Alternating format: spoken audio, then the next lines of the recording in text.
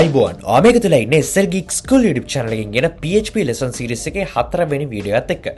ඉතින් වීඩියෝස් තුනකදී අපි PHP start කරලා ඇත්තටම echo කියන command එක එහෙම නැත්නම් basicම print method එකක් ගැන අපි කතා කරා. ඉතින් අද අපි කතා කරන්න සූදානම් වෙන්නේ ඇත්තටම මේක optional වීඩියෝ එකක්. මේකදී අපි කතා කරන්නේ Mac වලට කොහොමද XAMPP එක use කරන්නේ කියන එක ගැන. මේකට වෙනම lesson එකක් හදන්න හේතුවක් වුණා. මොකද මමත් struggle කරපු දෙයක් මේක සෑහෙන්න. ඉතින් ඇත්තට මට struggle කරන්න උනේ වෙන ප්‍රශ්නයක් එක්ක. නමුත් මේකේ මම කලින් මම හිතන්නේ දෙවෙනි වීඩියෝ එකේදී මම කතා කරා XAMPP install කරන විදිහ Windows වල කොහොමද කරන්නේ කියලා. ඉතින් XAMPP කියන එක දන්නේ නැත්නම් මේක XAMPP විතරක් නෙවෙයි XAMPP කියලා තියෙනවා. මේවා use කරන අපි ගොඩක් වෙලාවට සරලව හැමෝටම තේරෙන කියනවා අපි ගොඩක් වෙලාවට PHP code එකක් run කරන්න අපි HTML code එකක් run කරනවා වගේ run කරන්න බෑ. මොකද PHP කියන code එකක් execute වෙන්නේ එහෙම නැත්නම් ඒක ක්‍රියාත්මක වෙන්නේ server එකක් ඇතුළතදී. එතකොට අපිට සාමාන්‍ය අපේ පරිගණක ඇතුළතේ PHP code බලන්න බෑ. මේ හේතු නිසා තමයි PHP සාමාන්‍ය අපි කතා කරන vanilla වගේ JavaScript වලට වගේ කියන්නේ සාමාන්‍ය JavaScript වලට වගේ වඩා secure වෙන්නේ. ඉතින් ඒක නිසා අර PHP code එකක් හැමතිස්සෙම execute වෙන්නේ server එකක් ඇතුළේ. මේක නිසා තමයි අදටත් ගොඩක් වෙලාවට companies PHP use කරන්නේ. මේක ගැන පළවෙනි වීඩියෝ එකේ introduction එකක් දුන්නා. ඉතින් ඔයා Mac නෙමෙයි නම් use කරන්නේ මේ වීඩියෝ කාඩ් skip කරලා පස්වෙනි වීඩියෝත් එක්ක continue කරගෙන යන්න පුළුවන්. ඉතින් අද හතරවෙනි වීඩියෝ එකේ අත්‍තරම install කරන විදිය නෙමෙයි install කරාට පස්සේ use කරන විදිය ගැන කතා කරන්නේ. ඉතින් මට විච්ච ප්‍රශ්නේ තමයි අත්‍තරම මේක මේ use කරන්නේ කොහොමද කියන එක නෙමෙයි. මම කලින් Mac වල XAMPP use කරලා තියෙනවා. හැබැයි Mac M1 එක ගත්තට පස්සේ මොනවා හෝ හේතුවකට මට XAMPP එක install කරද්දී error එකක් ආවා. මේ error එක ආව නිසා තමයි ඔයගොල්ලෝ මතකද මම REPL IT එකේ තමයි තුන්වෙනි වීඩියෝ එකේ මම echo කියන command එක use කරේ. අපි ආපුසරක් එක cover කරමු ඉස්සරහට. ඉතින් කොහොම හරි මම Mac එක ඊට පස්සේ අලුත් OS එක install කරා. ඊට පස්සේ එකපාරම data clear කරන්න සිද්ධ වුණා පොඩි ප්‍රශ්නයක් වෙලා. මේ ඔක්කොට පස්සේ මම ආපුසරක් XAMPP එක install කරන්න හැදුවා. පස්සේ XAMPP එක install වුණා. ඉතින් ඒක නිසා මේදී මගේ computer එකේ එහෙම නැත්නම් Mac M1 එකේ XAMPP install වෙලා තියෙන්නේ. ඉතින් කොහොම වුණත් අලුතෙන් install කරන්න බලාපොරොත්තු වෙනවා නම් ඔයගොල්ලන්ට XAMPP download කියලා Google search කරාට පස්සේ මේ වගේ page එකකට එන්න පුළුවන්. Apache Friends කියන එකට මෙන්න මේකට ආවට පස්සේ මේකේ තියෙන download යටතේ ඔයාලට බලා ගන්න පුළුවන්. මෙතන Windows downloads කියලා තියෙන්නේ, Linux තියෙනවා. ඊට පස්සේ OS X කියලා තියෙනවා. OS X කියන්නේ Mac වල. ඔයාලට මෙතනදී ගිහිල්ලා ඔයාලට download කරන්න පුළුවන්. මේ විදිහට තියෙන latest version එක ඔයාලට අවශ්‍ය නම් නැත්නම් 8.0.25 හරි මෙතන හරි version එකක් ඔයාලට download කරගන්න පුළුවන්. ගැටලුවක් නැහැ. ඉතින් ඔයාලට latest version එක යන්න ඕන නම් ඔයාලට latest version එක මෙතනින් download කරගන්න පුළුවන්. මේක download කරගත්තට පස්සේ මේක ඇත්තටම ලේසි සාමාන්‍ය විදිහට install කරන්න තියෙන Mac users සාමාන්‍ය Mac වලදී අපි install කරන විදිහට ලොකු දෙයක් මෙතන ඇත්තටම නැහැ. සාමාන්‍ය software එක install කරනවා වගේ. හැබැයි ප්‍රශ්නේ උනේ මෙතන තමයි මට මේක install කරාට දෙවෙනි step එකට මට ය아가න්න බැරි වුණා. ඒ තමයි මම ඔයගොල්ලන්ට පෙන්නන්න. අපි install කරගත්තට පස්සේ අපිට බලා ගන්න හම්බ වෙනවා මම ඔයගොල්ලන්ට පෙන්නන්න මෙන්න මේ විදිහට තමයි අපිට XAMPP එක බලා ගන්න හම්බ වෙන්නේ. ඒතර ඔයගොල්ලෝ පෙන්නත් මම install කරලා තියෙන ටිකක් කලින් මේ latest version එක 8.2 මේ වීඩියෝ එක හදන්නලා සමහර විට ඔයා බලනලා ඊටතර වැඩි එකක් වෙන්න පුළුවන්. මම 7.4 දී install කරේ. ඔයගොල්ලෝ පෙන්නති මේකේ ගිය ගමන් මෙන්න මේ වගේ ගත්තම ඇත්තට බලා ගන්න හම්බ වෙන්නේ. ඔයගොල්ලෝ පෙන්නති XAMPP 7.4.29 මේ විදිහට මගේ වැටලා තියෙනවා. ඉතින් මේකේ manage services වලට ගියාට පස්සේ තමයි මෙතන servers ටික තියෙන්නේ. මට තිබිච්ච ලොකම ගැටලුව තමයි මේ start වෙන්නේ නැහැ. ඒ කියන්නේ M1 එකේ තිබුණේ ප්‍රශ්නයක්. ඒක ගොඩක් ඉස්සර ඉඳන් try කරා. ඊට පස්සේ මම වැඩි අතහැරලා දැම්මා. හැබැයි දැන් මම මේක start කරන්න හැදුවම විශේෂයෙන්ම MySQL database එක සහ මම තව දෙයක් කියන්න Apache web server එක. ඉතින් මේ විදිහට FTPD එක අපිට දැම්ම ඕනේ නැහැ. මම මේ දෙක මෙහෙම ස්ටාර්ට් කරලා පස්සේ ඔකර පෙරද දැන් කිසිම ප්‍රශ්න නැතුව රනින් කියලා එනවා. ඉතින් කලින් බග් එකක් එක්ක මගේ කම්පියුටරේ තිබිලා තියෙනවා. නැත්නම් කලින් තිබිච්ච version එකේ M1 එකට support නැති ප්‍රශ්න තිබිලා තියෙනවා.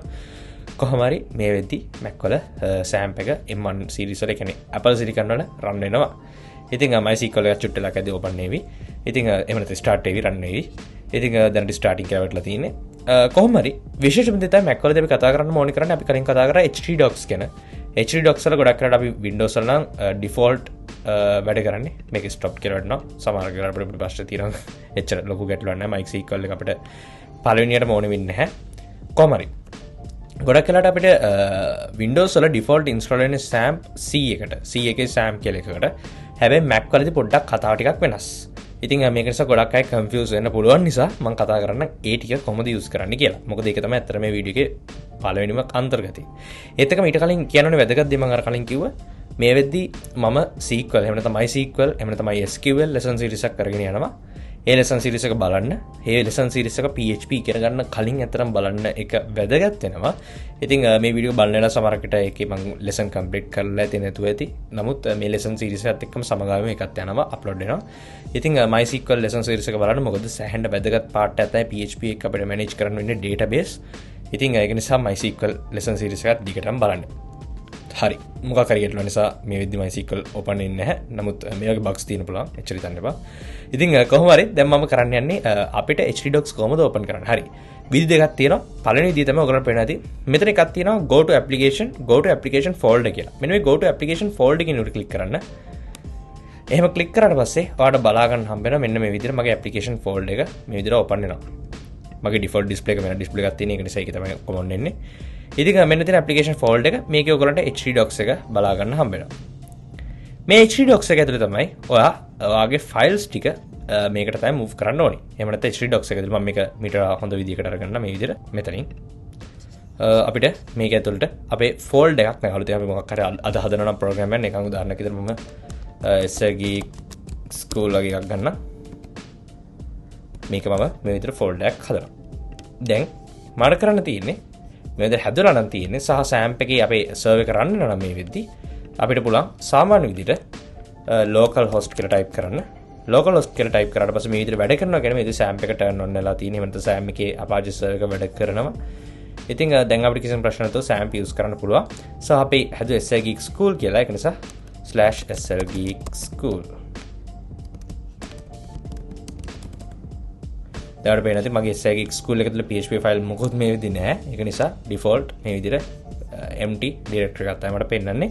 නමුත් මේ විදිහ මම හදලා තිබ්බොත් අපිට ඒක open කරන්න මෙතනට අවස්ථාව ලැබෙනවා. ඉතින් මේ විදිහට තමයි මම Mac එකේ තියෙන දේ මම කියව විදි දෙකක් තියෙනවා කියලා. තව එක විදිහක් තියෙනවා. ඒ තමයි මට පුළුවන් application folder එකට යන්න අපේ file manager එකේ.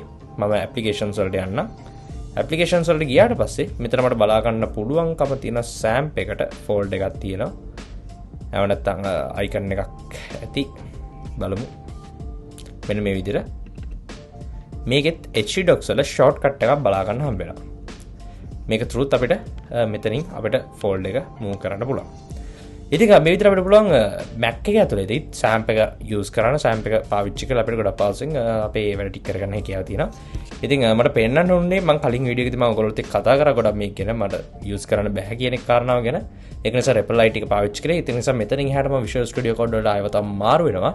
ඉතින් මේ පණිවිඩෙත් කියන්න ඕනේ. එතකොට ඊළඟ වීඩියෝ බලන නිසා සමහරකට confuse වෙන්න පුළුවන් එකපාරට මේක skip කරලා. ඉතින් මම මෙතන Visual Studio Code වල මාරු වුණාට ඔයාලට කැමති නම් REPL ටික දිගටම use කරන්න පුළුවන්. ගොඩක් කරලා mobile එකකින් වගේ code කරනවා නම් සහ SAMP එක Mac එකේ මේක ගොඩක් පහසුවෙන් අපිට use කරන්න හැකියාවක් තියෙනවා.